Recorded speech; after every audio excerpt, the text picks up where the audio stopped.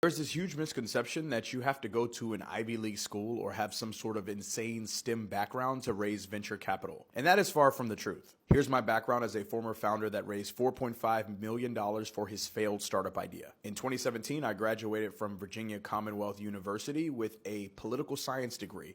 It's a mid-major that most people don't know about anything other than a March Madness run.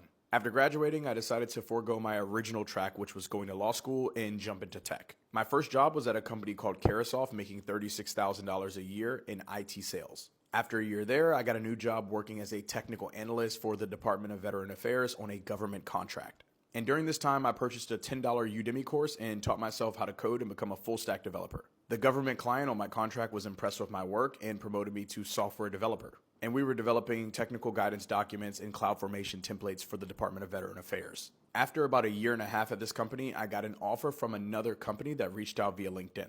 I took the job and went from making $45,000 a year to $110,000 a year. After a year and a couple of months, I got an even better offer to go back into government contracting as a software engineer of $140,000 a year. So at the time, I was living at home with my grandmother, making $140K a year, and I didn't even have to commute to the DC metropolitan area anymore. So I started using my free time to game on Twitch, and I built a rather large community quickly in the crypto gaming sector. It took off so rapidly, I was able to leave my job as a software engineer and go full-time making content, and I raised money for a startup. In late 2021, we closed a $4.5 million seed round to build financial tooling in video games. And in these crypto games, you could lend out your assets in the game and earn a little bit of money, almost like renting your car out on Turo.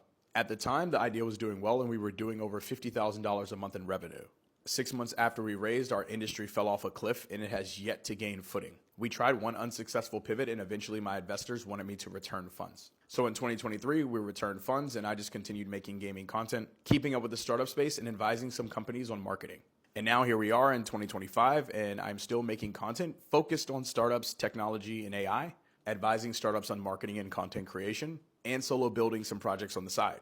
And the most important thing to my journey hasn't been the degree, the background, or anything of that sort. It's been my willingness to learn and continue to grow and upskill in an industry that is ever changing. You combine that with building a really strong personal brand and there are tons of opportunities out there for you.